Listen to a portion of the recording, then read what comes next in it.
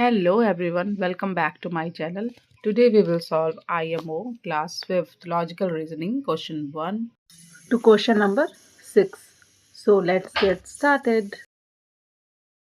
Question number 1. If all digits are removed from the given arrangement, then which of the following elements is exactly between fifth elements from the left and the fifth element from the right end?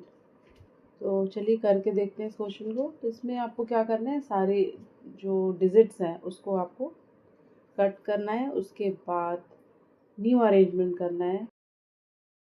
सो इस question को करने के लिए ये जो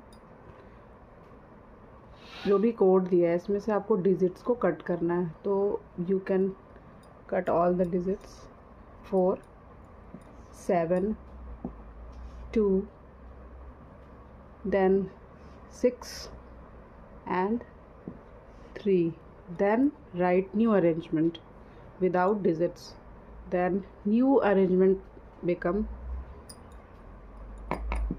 v t @k #sign g r plus j a f $sign and s। तो आपको क्या करना है, लेफ़्ट एंड से फिफ्थ और राइट एंड से फिफ्थ को हम मार्क कर लेंगे। तो 1 2 3 4 5, तो फिफ्थ लेफ़्ट एंड से ये हो गया और राइट एंड से फिफ्थ कौन सा हो गया, 1 2 3 4 फिफ्थ। अब उसके बाद हमें ये 3 नंबर में 3 कोड्स मिल रहे हैं GRN प्लस। तो अब आपको क्वेश्चन में ये पूछ रहा है कि इन तीनों के मिडिल में कौन सा है। तो आप क्या देख रहे हो, इन तीनों के मिडिल में क्या है, R। सो हम ऑप्शंस में देखते हैं कि ऑप्शन कौन कौन से दिए हुए हैं। So we have options A plus B R C hash and D G. So correct option is R here. Question number 2. The given clock shows the time at which the class test started in the morning. If the class test ended at 1:20 p.m., then what was the duration of the test? So आप यहाँ क्या देख रहे हो, starting time is 11:35 and time at test ended is 1:20. So time को we have to convert in 24-hour clock.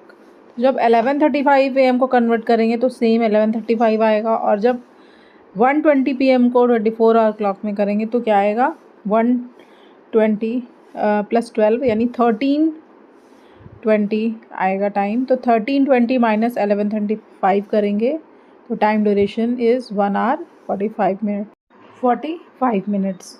अगर आपको subtraction में प्रॉब्लम है R मिनट्स के, तो you can comment, then I will make separate video on it.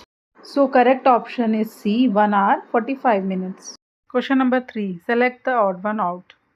अब option में आपको देखना है कौन सा ऑड वन आउट है। ऑप्शन ए में आप देख रहे हो कि ट्रायंगल 90 डिग्री क्लॉकवाइज रोटेट कर रहा है, बी में भी 90 डिग्री कर रहा है, सी में भी 90 डिग्री कर रहा है, बट ऑप्शन डी में भी 90 डिग्री रोटेट कर रहा है, but it is in anti clock direction. So option D is odd one out. So option D is correct here.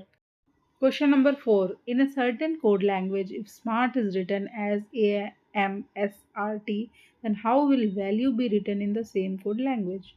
तो अब इसमें हम क्या देख रहे हैं, स्मार्ट के जो भी लेटर्स हैं उनको अल्फ़ाबेटिकल ऑर्डर में अरेंज किया गया है। तो वैल्यू में भी जो लेटर्स हैं उनको हम अल्फ़ाबेटिकल ऑर्डर में अरेंज कर लेते हैं। तो सबसे पहले क्या आता है, ए आता है, ए के बाद ई के बाद आता है एल, और एल के बाद आता है यू, फिर वी, और यू के बाद आता है वी। तो ये हो गया करेक्ट ऑर्डर। तो आप ये देख रहे हो ये ऑप्शन बी में है। So option B is correct here. Question number 5. Find the number of triangles formed in the given figure. तो चलिए काउंट करके देखते हैं कितने ट्रायंगल्स हैं इसमें। Triangle A, triangle B, triangle C, triangle D, triangle E. अब आप क्या देख रहे हो, ए बी भी एक ट्रायंगल बन रहा है, अगर ए बी को एक साथ देखें, डी ई भी एक ट्रायंगल बन रहा है, और एक CDE भी बन रहा है triangle. So in total 8 triangles बन रहे हैं। सो option A is correct. Question number 6. Pointing towards Alok, a man said, "He is the brother of my only daughter." How is the man related to Alok? इस question को solve करने के लिए we have to make a flow chart. Man की only daughter का ये brother है, this means ये मैन और ब्रदर कैसे रिलेटेड हैं, ये मैन इसका फादर हो गया। So option A is correct. अगर आपको ये वीडियो अच्छी लगी हो तो please like share subscribe and comment my channel. अब मिलते हैं इस पेपर के पार्ट 2 में।